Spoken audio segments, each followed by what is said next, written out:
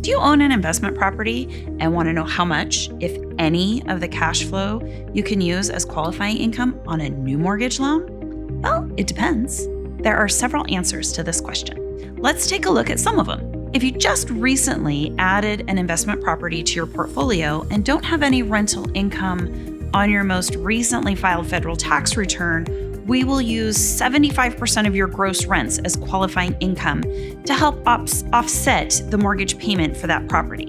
Let's say you have a tenant that pays $2,500 for rent each month, and they signed a 1-year lease this year. Let's also assume your mortgage payment for this investment property is $1,700, and this is the first year you've rented out the property. We use 75% of your gross rent of $2,500, which equals $1,875. Then we subtract your current mortgage payment of $1,700 from $1,875 to get your positive monthly cash flow for the property of $175 a month. This is added to your income as positive net rental income. Here's a different example. Say your mortgage payment for that same property is $2,000 instead of $1,700. We take the same $1,875 and subtract $2,000 from it and get a net negative number of $125. We would use this number and subtract it from your total monthly qualifying income.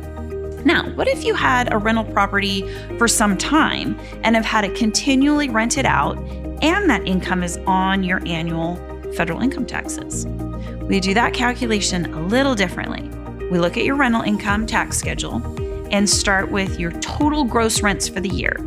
Then we add the following line items to your gross rents: homeowner's insurance, property taxes, and mortgage interest.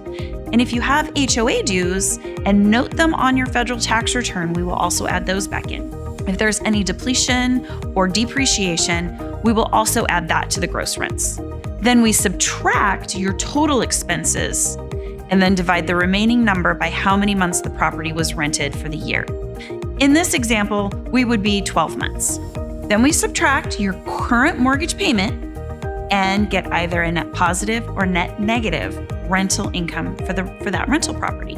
Even if your net income comes out on the negative side, it's not always a bad thing. A negative $125 monthly payment is much better for your debt to income ratios than a negative $1,700 or negative $2,000 payment. Remember, we talked about debt to income ratios in another video, so you'll have to go back and check that one out. Do you have a specific scenario you want to share? DM me. We can take a look at it together.